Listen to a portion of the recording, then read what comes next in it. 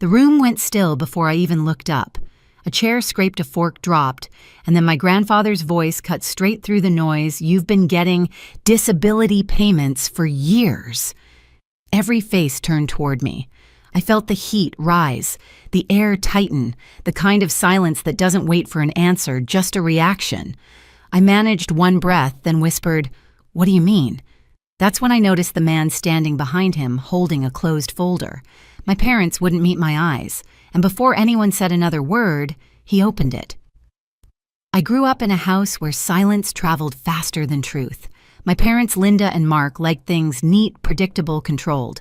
I learned early that the easiest way to keep the peace was to make myself smaller, quieter, easier to ignore. My younger sister, Emma, never had to learn that. She was the sun in every room she entered. When she asked for something, it appeared. When she struggled, someone stepped in before she even felt the fall.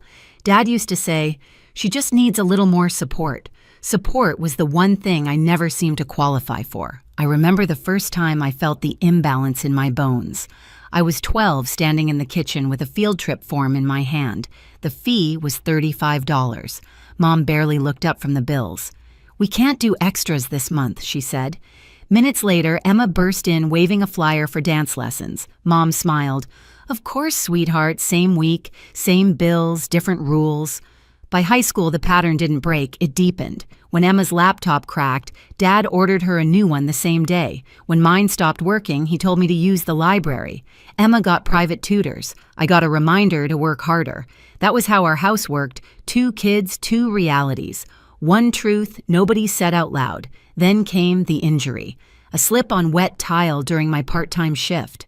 My back never fully recovered after that. I moved slower. I learned to lift carefully. I kept receipts for every bottle of medication because I never knew when I'd need to stretch them. I showed Mom the first prescription once, thinking she'd worry. She just sighed. "You need to be tougher, Iris. Don't depend on anyone. Depend on anyone." That sentence became a rule stitched into everything I did. College made it worse. Emma went to a private school across town. Mom bragged about it for months. I went to community college and worked nights shelving boxes. When my textbooks were too expensive, I dropped a class. When Emma's electives didn't fit her schedule, they hired a counselor to help her navigate. The memory that stayed with me most happened in our kitchen. I had just gotten home from work. My back ached so sharply, it felt like someone had tucked a knife between my ribs. I placed the crumpled prescription on the counter next to a bottle with only 2 pills left. Mom was seasoning chicken for dinner. She didn't turn around. "Can you help me cover this?" I asked. She kept cutting. "You're stronger than this, Iris. Don't be dramatic." Beside her, the kitchen glowed with brand new appliances they'd bought that spring. Stainless steel, polished, untouched by struggle. I stood there under the dim overhead light, holding a bottle that rattled empty. That was the moment I understood. Effort didn't matter. Pain didn't matter. Need didn't matter. Only hierarchy did. I didn't cry. I didn't argue. I just nodded and tucked the bottle into my bag. That was the day I learned exactly where I fit in this family. Back at the dinner table, the room felt smaller than I remembered. The lights were warm, but nothing about the moment felt warm at all. My parents, Linda and Mark, sat at the center where they always sat, angled toward the relatives who mattered to them most. My younger sister, Emma, leaned close to Mom, whispering something that made them both smile. I watched the curve of their shoulders, the ease of their breathing. It was the kind of comfort I had never been invited into. Grandpa sat at the opposite end, the only person in the room who wasn't pretending this night was normal. His jaw was tight, and his eyes kept tracing the shape of my face as if he was searching for something, confirmation maybe. A truth he hoped wasn't true. The man behind him, the one holding a closed folder, hadn't been introduced, but I knew he wasn't family. His posture was too straight, his presence too official. Later I would learn he was an auditor Grandpa hired, but in that moment he was just another reason my chest tightened. Dinner clattered along, small talk, compliments about the food, Emma talking about her next vacation, my parents nodding like they curated her entire life. I kept my hands in my lap, fingers woven into each other to keep them steady. Grandpa didn't touch his fork. He waited. Then he did it again, said the same line he'd thrown at me minutes earlier. "You've been getting disability payments for years." He didn't shout this time. He spoke calmly, too calmly, letting the words land one by one. The table quieted again. A cousin glanced at me, puzzled. Emma looked annoyed, like the interruption inconvenienced her. I felt something sink inside me. Not fear, not anger, something heavier. A slow dawning that everyone in the room knew more about my life than I did. My throat tightened. I heard myself whisper the only thing that made sense. "What do you mean?" Mom's fingers froze around her napkin. Dad stared at his plate as if he could fall into its reflection. Nobody answered. Not a single person. The man with the folder took one small step forward, and for the first time all night, I understood, whatever this was, it wasn't a mistake. I excused myself before anyone could speak. No one tried to stop me. That was the strange part.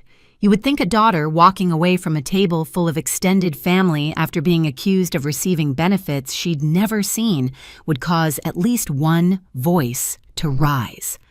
But nothing followed me except the dull hum of conversation, restarting the way people do when they want to pretend a scene didn't happen. The hallway outside the dining room was narrow and dim. A framed photo of my parents and Emma hung near the door, perfectly lit by a small lamp. I wasn't in the picture. I stood in front of it for a moment, letting the air cool my skin. My heart wasn't racing. It was moving slowly, steady, like it had finally given up being startled by this family. I reached for the strap of my canvas bag, the same one I used every day. Inside were folded receipts for copays, a prescription bottle with 2 pills left, and a small notebook where I tracked my medical expenses. I used to think those details made me responsible. Now they felt like evidence. Evidence of a life built without the support I was supposedly receiving. I slipped into the bathroom across the hall. The mirror caught the fuzziness of the overhead light. I pressed 2 fingers to the bridge of my nose, my usual reflex when something heavier than anger settled in my chest. My reflection looked calm, too calm, like someone waiting for instructions. I sat on the closed toilet lid and opened my notebook. Every page was filled with dates, numbers, cheap ink bleeding into cheap paper, rent, medication, groceries, bus fare, clinic fees. I ran my thumb over the corner of the page, remembering nights I stayed up calculating whether skipping one meal could stretch my prescriptions an extra week. I always told myself the math was temporary. I didn't know my parents were doing their own math with money meant to keep me standing. I pulled out my phone. There were no new messages, no missed calls, nothing from my parents asking where I'd gone. Typical. I opened the banking app. My balance stared back, small, predictable, painfully honest. I scrolled through the past year. Nothing unusual, no deposits that didn't belong to me, certainly nothing like the disability benefits Grandpa had claimed existed. My pulse didn't spike. Instead, a cold clarity settled into me, the kind that makes everything quiet and sharp. I typed an email to the benefits office, fingers moving without hesitation. "Hello? I'm writing to request a full history of disability payments issued under my name. Please confirm all addresses on file. Thank you. No dramatics, no explanation, just a question that for 10 years should have belonged to me." When I returned to the dining room, I didn't walk back to my seat. I stood near the doorway, watching. Grandpa was still at his end of the table, arms crossed. The auditor, a man named Stevens, as I would learn, remained standing, his folder still closed. My parents pretended nothing was happening. Emma scrolled on her phone. I could have confronted them, asked why they took what wasn't theirs, why they let me live in struggle while they remodeled kitchens and sent Emma on trips, why they told relatives I refused to help myself. But confrontation was their language, not mine. Silence had always been the currency of my survival. Now it could be the architecture of my control. I picked up my coat from the back of my chair and slipped it on. Grandpa noticed. His eyes softened just slightly, but he didn't call out. He didn't need to. He already knew I wasn't leaving in fear. I was leaving to build something. Outside, the air was cold, thin enough to scrape the inside of my throat. I walked to the end of the driveway, the sound of gravel shifting under my shoes. Streetlights lined the road like sentries. I stood beneath one and opened my bag, pulling out the small stack of receipts. Years of survival, not 1 cent of it, supplemented by the payment I apparently received. The wind lifted the corners of the paper. I held them tighter. When I got home to my apartment in Seattle later that night, the hallway light flickered the way it always did. I didn't turn it off. I spread everything on the floor: receipts, medical bills, letters, my notebook. I sat cross-legged in silence, letting the hum of the refrigerator fill the room. Then I began assembling, categorizing, cross-checking. I didn't need to know why my parents did what they did. I needed only the facts. Facts didn't waver. Facts didn't lie. Facts didn't love one child more than another. I created a spreadsheet on my laptop, filling cells with numbers, dates, diagnoses. I added a column for estimated disability support I should have received. When I looked up the approximate monthly amount and multiplied it by 10 years, I felt nothing, not anger, not shock, just the weight of truth settling into place. Hour by hour, the spreadsheet grew, a quiet blueprint, a map of a life lived without the help that had been meant for me. Around midnight, my email chimed. The benefits office had acknowledged my request. I stared at the screen, then at the scattered papers around me. I exhaled slowly. This time, I whispered to the empty room, I won't fix what they've broken. When I returned to my parents' house the next day, the driveway was already full. Cars lined the curb like someone was hosting a celebration, not waiting for a truth to detonate. I stood at the edge of the walkway for a moment, letting the winter air settle over me. My breath rose in thin white strands before disappearing. That part felt fitting. Inside, the dining room looked exactly the same as it had the night before, same warm lights, same long table, same arrangement with my parents. Linda and Mark seated in the center as if they were the hosts of something grand. My younger sister Emma sat next to Mom, chin in hand, scrolling on her phone. Grandpa remained at the far end, posture, straight eyes, sharp. And the man he'd brought, the auditor named Stevens, stood behind him again, folder still closed. No one greeted me. Not unusual. Stevens glanced at me with a subtle nod. Grandpa's jaw tightened, a silent signal between us that today wouldn't be like last night. Let's get this done, Grandpa said. His voice was steady, formal, stripped of the warmth he usually carried. It wasn't anger. It was authority, the kind I hadn't seen him use in years. Mom shifted in her seat. Dad, can we not do this right now? Iris is clearly... He raised one hand. She went silent. This isn't about Iris, he said. This is about what was taken from her. Mark cleared his throat, trying to sound calm. We didn't take anything. There's been a misunderstanding. Stephen stepped forward. No introduction, no preamble. He opened the folder. The sound it made, paper sliding against paper, cut cleaner than any accusation. Inside were neatly stacked documents arranged by year, 10 years worth. He placed the first sheet on the table, a monthly payment column, under my name, under an address, my parents' address. He placed another sheet, another year, same pattern, same deposits, same signature, my mother's. Stevens tapped a line on the page with the end of his pen.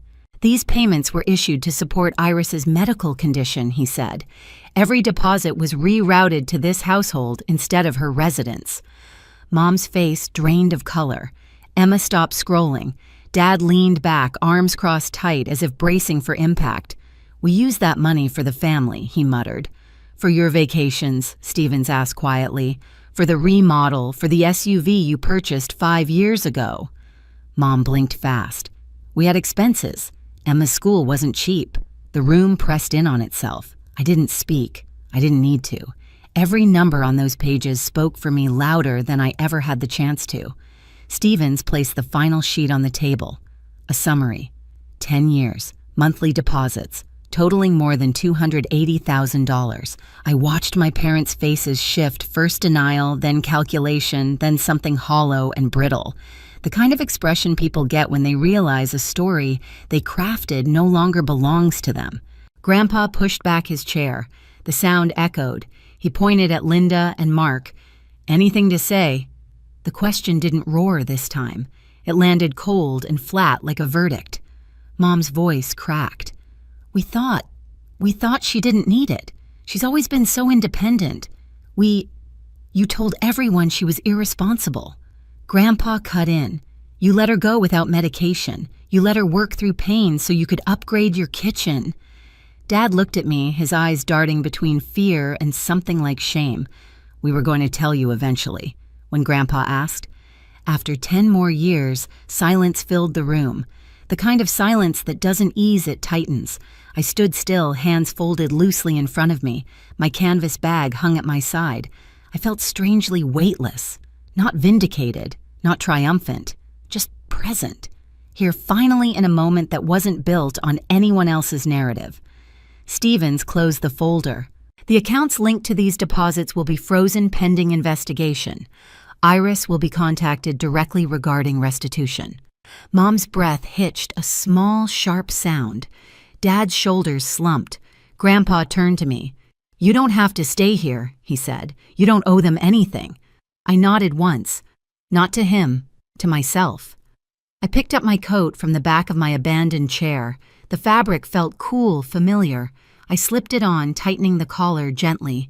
No goodbye, no final words, just the soft scrape of my footsteps as I walked out. Behind me, the silence finally broke. Not with shouting, just with the sound of people realizing the truth had already chosen its side. Grandpa drove in silence, hands steady on the wheel, the road stretching ahead in long, dark lines. Street lights slid across the windshield, cutting my reflection into fragments. I watched each piece of myself pass and disappear like I was shedding something I'd carried for too long. He didn't ask if I was okay. He didn't fill the car with apologies or outrage. He just let the quiet settle, the kind of quiet that doesn't demand anything. It felt unfamiliar, almost too gentle. When he stopped in front of my apartment building, he left the engine running. "They won't touch another dollar," he said. Not one. His voice wasn't angry. It was final. I nodded, fingers brushing the canvas strap of my bag. Inside was the folder Stevens had handed me before we left, copies of everything.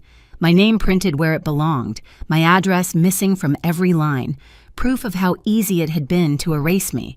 I stepped out and walked toward the front door. The hallway light flickered overhead the same way it always did, but tonight the flicker didn't bother me.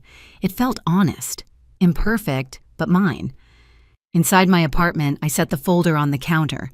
The papers fanned slightly at the edges, catching the faint hum of the refrigerator.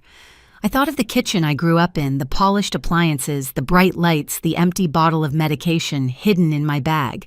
I stood there, breathing slow, letting the memory drift without cutting.